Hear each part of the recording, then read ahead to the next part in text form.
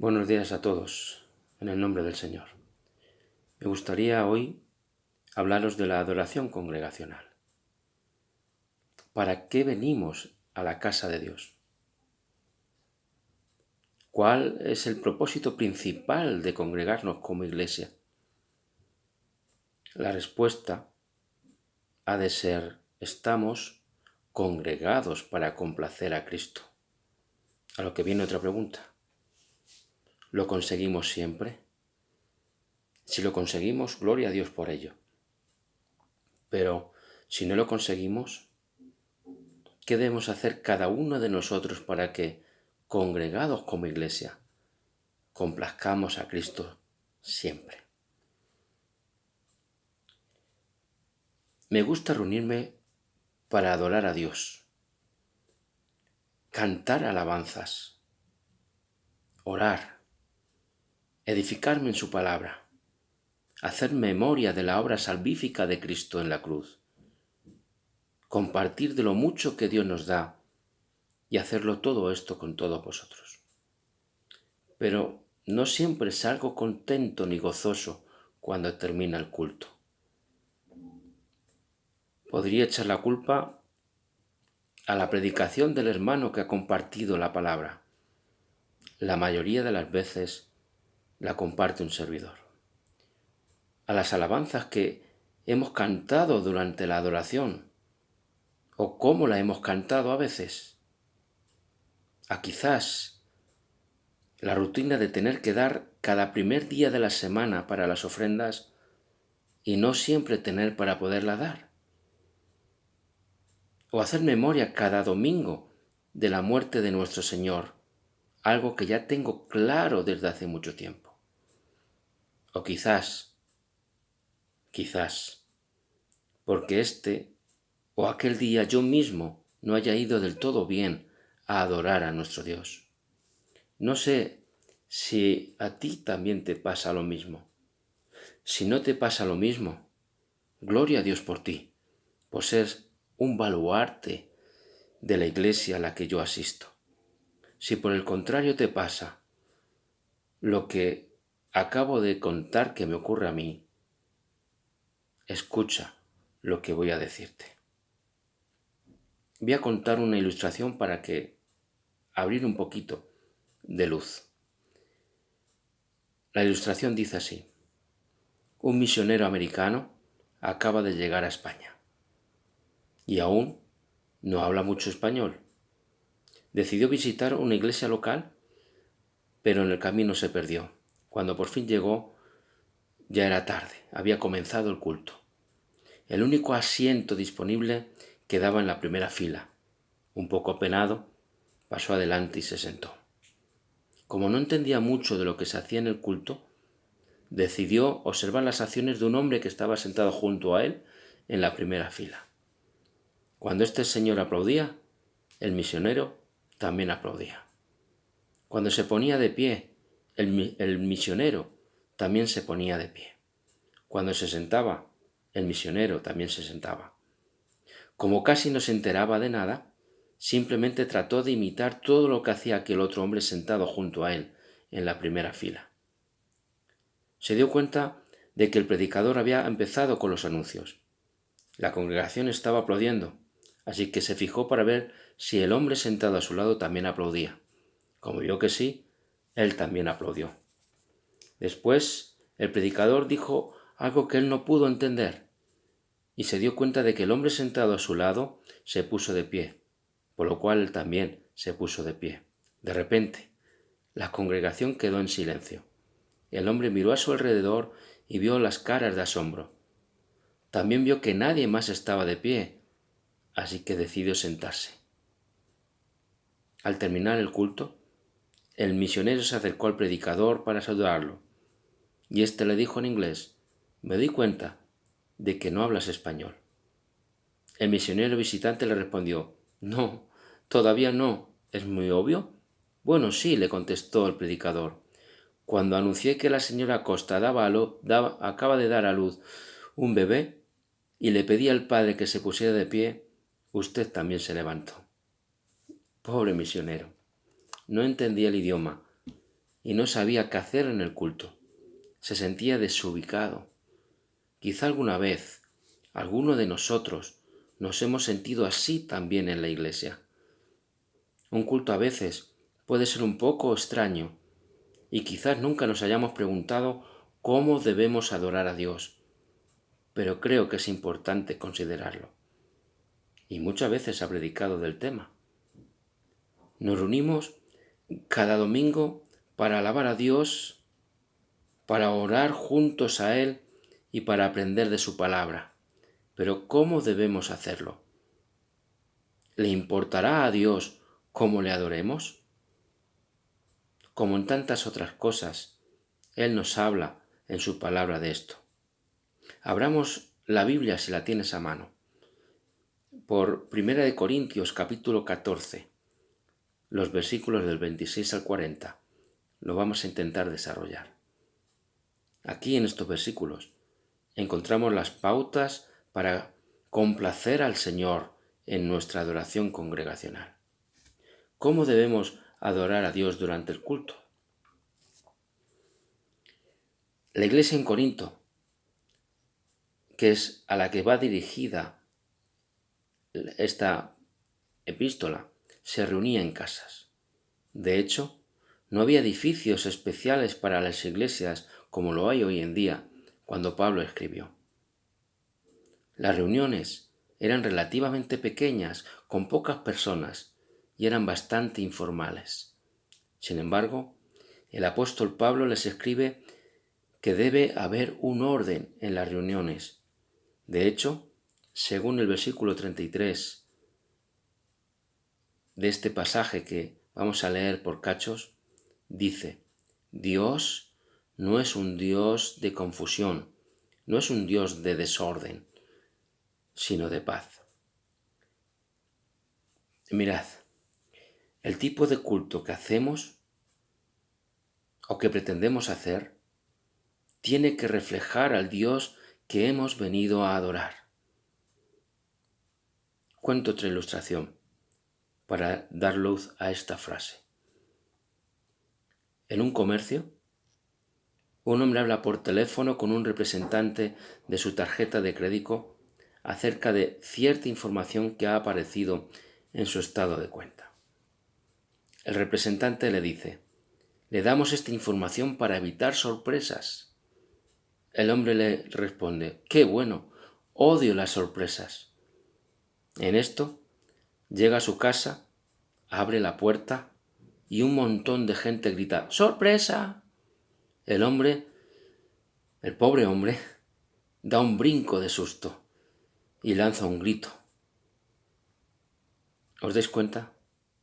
Al parecer, sus amigos no le conocían muy bien y no le dieron la celebración que él hubiera deseado. Sus intenciones quizá fueron buenas, pero el resultado no lo fue tanto. De la misma manera, de la misma forma, debemos celebrar a Dios en el culto de la forma, del modo, de la manera que a Él le agrada, de acuerdo con su personalidad y sus gustos. ¿Qué quiero decir con esto? Quiero decir que si adoramos a un Dios triste y aburrido, debemos tener cultos tristes y aburridos. ¿Pero Dios es así? ¿Nuestro Dios es triste y aburrido? Yo creo que no. Si adoramos a un Dios caótico y desordenado, debemos tener cultos caóticos y desordenados. Pero una vez más, ¿Dios es así? ¿Nuestro Dios es caótico y desordenado? Dios tampoco es así. La forma en que adoramos a Dios, lo digo por segunda vez, refleja lo que creemos acerca de Él. Nuestro Dios no es un Dios de desorden, no es un Dios de confusión, así que no debemos adorarlo con desorden, con confusión y falta de atención. Es un Dios de paz. La paz significa bienestar, satisfacción, falta de conflicto, armonía. Así debemos adorar a Dios. La primera pauta, que son 3, para adorar a Dios cuando nos reunimos como iglesia, está en los versículos del 26 al 28 de 1 Corintios 14. Allí, ahora sí lo leemos, dice: ¿Qué hay pues, hermanos? Cuando reunís, cada uno de vosotros tiene salmo, tiene doctrina, tiene lengua, tiene revelación, tiene interpretación. Hágase todo para edificación. Si habla alguno en lengua extraña, sea esto por 2, o a lo más 3, y por turno, y uno interprete. Y si no interprete, calle en la iglesia y hable para sí mismo y para Dios. Estos versículos nos hablan de la necesidad de que todos los miembros de la iglesia participemos en la adoración. No te quedes aparte. Participa para adorar a Dios junto con el resto de los hermanos. Cuando los corintios se reunían en las casas, había una participación general. Aquí es importante leer con cuidado. Pablo dice que cuando se reúnen, cada uno puede tener un himno, una enseñanza, una revelación, un mensaje en lenguas o una interpretación.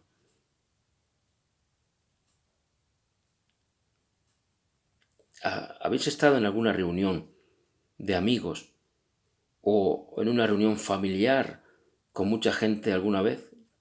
Yo creo que sí, ¿verdad? Todos hablando al mismo tiempo. Cada vez las conversaciones más altas. Casi no te enteras de lo que estás hablando ni de lo que te están hablando, con varios temas a la vez puestos sobre la mesa. El apóstol Pablo no les está diciendo que así tiene que ser el culto en la iglesia. Cada quien participando cuando más le convenga para imponer su criterio, según su don o sus gustos. Si leemos Hechos 2, capítulo 42 y 47, unos versículos que podéis ver que a mí me gusta mucho, encontramos algo distinto a esto que acabo de decir. Allí dicen: y perseveraban en la doctrina de los apóstoles, en la comunión unos con otros, en el partimiento del pan y en las oraciones. Y sobrevino temor a toda persona, y muchas maravillas y señales eran hechas por los apóstoles. Todos los que habían creído estaban juntos y tenían en común todas las cosas, y vendían sus propiedades y sus bienes y los repartían a todos según la necesidad de cada uno, y perseverando unánimes cada día en el templo, y partiendo el pan en las casas, comían juntos con alegría y con sencillez de corazón, alabando a Dios y teniendo favor con todo el pueblo. Y el Señor añadía a su iglesia a los que habían de ser salvos. Más bien, Pablo, lo que está describiendo en el texto que hemos leído anteriormente, lo que está diciendo es cómo ellos, los corintios, hacían los cultos. No quiere decir Pablo que esta sea la única manera de hacer un culto, sino que es una forma. Pero lo que sí es obligatorio, y donde yo quiero hacer énfasis, es en esta frase: todo esto debe hacerse para la edificación de la iglesia. Como iglesia, como congregación, podemos adorar a Dios en el culto como Él nos dé a entender, pero siempre y cuando se haga todo para edificación los unos a los otros. Tenemos un culto donde leemos la palabra, alabamos a Dios con cánticos, compartimos un poquito de lo mucho que Dios nos da, hacemos memoria de la muerte de Cristo en la cruz por nuestros pecados y oramos por las necesidades de los hermanos. Para que no se convierta en rutina y para que no perdamos de vista el propósito que tiene cada parte, alabando a Dios, ofrendando, tomando el pan y el vino en la cena del Señor, u orando, lo que tenemos que hacer es ser conscientes de que todo se hace para edificación los unos a los otros y para glorificar y honrar a Dios durante el culto. La segunda pauta para complacer a Cristo durante el culto lo encontramos en los versículos del 29 al 33. Si continúas con la palabra abierta, dice allí: Asimismo, los profetas hablen 2 o 3 y los demás juzguen. Y si algo le hubiera revelado a otro que estuviese sentado, calle el primero. Porque podéis profetizar todos uno por uno, para que todos aprendan y todos sean exhortados. Y los espíritus de los profetas están sujetos a los profetas. Pues Dios no es un Dios de confusión, sino de paz, como en todas las iglesias de los santos.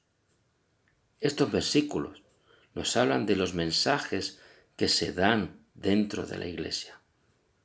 La profecía, por lo menos uno de sus significados, es la proclamación de la palabra de Dios. Por tanto, cualquier mensaje proclamado en el nombre de Dios se tiene que examinar según el versículo 29. Asimismo, los profetas hablen 2 o 3 y los demás juzguen. Los demás juzguen. Esta frase no significa criticar por criticar, quejarse o reprochar maliciosamente. Más bien significa que lo que se enseña en las clases de escuela dominical, en los estudios bíblicos que lo haya, lo que un hermano o una hermana comparte durante el culto y lo que yo u otros hermanos predicamos durante la exposición de la palabra, debe ser examinado por todos para ver si es bíblico o no, para ver si viene de Dios o no. Tenemos que hacer como los hermanos de Berea. La palabra de Dios nos dice en Hechos 17:11, y estos eran más nobles que los que estaban en Tesalónica, pues recibieron la palabra con toda solicitud, escudriñando cada día las Escrituras para ver si estas cosas eran así. Es por esto que todos tenemos que tener la Biblia abierta en la mano, para poder quedar convencidos por verlo por nosotros mismos en las Escrituras. No vamos a creer simplemente porque alguien nos lo dijo, sino porque lo hemos visto en la palabra de Dios, como aquellos samaritanos que describe Juan en el capítulo 4. Allí nos dice en versículos 39 al 42, y muchos de los samaritanos de aquella ciudad creyeron en él por la palabra de la mujer, que daba testimonio diciendo, me dijo todo lo que he hecho. Entonces vinieron los samaritanos a él y le rogaron que se quedase con ellos, y se quedó allí 2 días. Y creyeron mucho más por la palabra de él, y decían a la mujer, ya no creemos solamente por tu dicho, porque nosotros mismos hemos oído, y sabemos que verdaderamente este es el Salvador del mundo, el Cristo.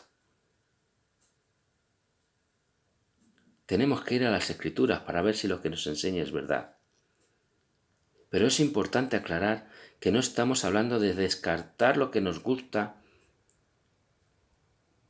lo que no nos gusta, y añadir lo que nos gusta, según nos parezca nuestro criterio. El criterio tiene que ser siempre la palabra de Dios, no nuestros gustos o pensamientos. De otro modo, podríamos caer en la trampa que describe el apóstol Pablo a Timoteo en 2 Timoteo 4, versículos 3 y 4. Allí dice, porque vendrá tiempo cuando no sufrirán la sana doctrina, sino que teniendo comezón de oír, se amontonarán maestros conforme a sus propias concupiscencias, y apartarán de la verdad el oído, y se volverán a las fábulas. Que no nos ocurra esto a ninguno de nosotros. El criterio para analizar lo que se enseña en la Iglesia siempre tiene que ser la palabra de Dios. Tenemos que ser consumidores cuidadosos del pan de la palabra. Tenemos que cultivar un buen conocimiento de la palabra para poder reconocer un mensaje que no concuerda con su verdad. Tenemos que ser como aquellas personas que trabajan en el banco con el dinero. Los cajeros. Los cajeros tienen que saber reconocer los billetes falsos. Ellos no pasan mucho tiempo estudiando todas las clases diferentes de billetes falsos que existen. Sería casi imposible. Lo que se les enseña son las características de un billete verdadero y maneja muchos billetes hasta llegar a reconocer automáticamente el billete legítimo, el billete verdadero. De la misma manera, nosotros tenemos que conocer la palabra de Dios, leerla, estudiarla, memorizarla y meditar en ella, para que podamos reconocer cuando alguien nos predica algo diferente en el culto, cuando escuchamos a un predicador o cuando escuchamos a otro predicador en la televisión o en internet o por cualquier otro medio. Debemos ejercer un criterio basado en la palabra de Dios. La tercera pauta se encuentra en los versículos 34 al 40. Allí dice: vuestras mujeres callen en las congregaciones, porque no les es permitido hablar, sino que estén sujetos como también la ley lo dice. Y si quieren aprender algo, pregunten en casa a sus maridos, porque es indecoroso que una mujer hable en la congregación. ¿Acaso ha salido de vosotros la palabra de Dios o solo a vosotros ha llegado? Si alguno se cree profeta o espiritual, reconozca que los que os escribo son mandamientos del Señor. Mas el que ignore, ignore. Así que, hermanos, procurad profetizar y no impidáis el hablar lenguas, pero hágase todo decentemente y con orden. Aquí nos habla de muchas cosas. De lo que os quiero hacer notar es de las interrupciones durante el culto de adoración al Señor. Al leer el versículo 34, que hablan de que las mujeres callen en el culto, algunos piensan que las mujeres no deben decir ni hacer absolutamente nada en el culto, pero esto no es lo que significa. Algunos capítulos antes, en el capítulo 11, el apóstol Pablo había dado instrucciones acerca de la manera correcta en su tiempo de cómo debían adorar y profetizar las mujeres en el culto. Sería incoherente pensar que aquí les prohíbe a las mismas mujeres pronunciar palabra alguna en el culto. Más bien sucedía lo siguiente. Me quiero explicar un poquito. La mayoría de las mujeres que participaban en la iglesia en Corinto nunca habían tenido la oportunidad de estudiar la palabra de Dios. De hecho, los rabinos judíos consideraban que era un pecado enseñar la ley a una mujer. Sin embargo, en Cristo, tanto ellas como los hombres podían aprender del Señor. Pero muchas de ellas, al no tener experiencia en las escuelas o en otros lugares donde se aprende, constantemente interrumpían el culto con preguntas. Por lo tanto, en lugar de que el culto se realizara con orden, se volvía un caos. Por esto, Pablo dice que las mujeres deben quedarse calladas en el culto. En otras palabras, no debían interrumpir con preguntas, sino que debían hacerlas a sus esposos en otro momento. ¿Qué tiene que ver esto con nosotros? ¿Qué es lo que quiero decir con estas palabras? Esto nos indica que debemos limitar las distracciones innecesarias en el culto. Silenciemos el móvil cuando entremos al local de cultos. Enseñemos a nuestros hijos cómo deben de comportarse en la iglesia. Evitemos entre nosotros las conversaciones innecesarias. Que nos centremos todos en alabar y adorar a nuestro Dios. Algunas intervenciones son bienvenidas. Por ejemplo, cuando un bebé llora, es una señal de que Dios nos ha bendecido con una nueva vida. No es que el culto deba ser totalmente silencioso, sino que debemos aprender a guardar el respeto y cuidar el orden que refleja nuestro Dios de orden. Vemos un ejemplo de esto en el encuentro entre el profeta Elías y los profetas de Baal. Baal era un ídolo. Elías les propuso una especie de concurso entre su dios Baal y el Dios verdadero. Era sencillo. Harían 2 altares, y cualquiera que enviara fuego del cielo para prender el sacrificio era el Dios verdadero. Los profetas de Baal empezaron a bailar y a gritar. luego se cortaban con cuchillos en un desenfreno de gritería. ¿Por qué hicieron esto? Porque según lo que sabemos de sus creencias, su dios Baal era propenso a tomar siestas. Por lo tanto, tenían que despertarlo para que escuchara sus peticiones. Su forma de adoración reflejaba al dios que adoraban, un dios dormilón. En cambio, Elías hizo una sola oración a Dios, y Dios escuchó. Mandó fuego del cielo que consumió todo el sacrificio. Elías adoraba a un Dios que escucha, que es poderoso y que nunca se duerme. Por lo tanto, con una simple oración de fe, vio un gran resultado. Termino. ¿Y nosotros? Cuando adoramos a Dios, ¿nuestra adoración refleja el carácter de Dios al que estamos adorando? Cuando vengamos al culto para adorar a Dios, recordemos que no va de nosotros, sino de aquel que lo es todo en todos. No va de cómo nos sintamos nosotros en ese momento.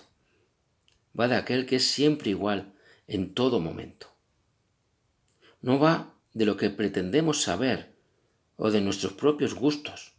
Va de aquel que nos amó y dio su Hijo por todos nosotros. No va de las relaciones que tengamos entre nosotros, buenas o malas. Va de la relación que tenemos cada uno de nosotros con Dios. Y es Él el que nos invita a adorarle. Ahí está el Salmo 100, un salmo hermoso. Cantad alegres a Dios, habitantes de toda la tierra. Servir a Jehová con alegría, venid ante su presencia con regocijo. Reconoced que Jehová es Dios, Él nos hizo, y no nosotros a nosotros mismos. Pueblo suyo somos y ovejas de su prado. Entrad por sus atrios con acción de gracias, por sus atrios con alabanza, alabarle, bendecir su nombre, porque Jehová es bueno. Para siempre su misericordia y su verdad por todas las generaciones. Hermanos y amigos, cuando vengamos al culto, recordemos siempre por qué estamos aquí y adoremos a Dios como a Él le agrada. Amén.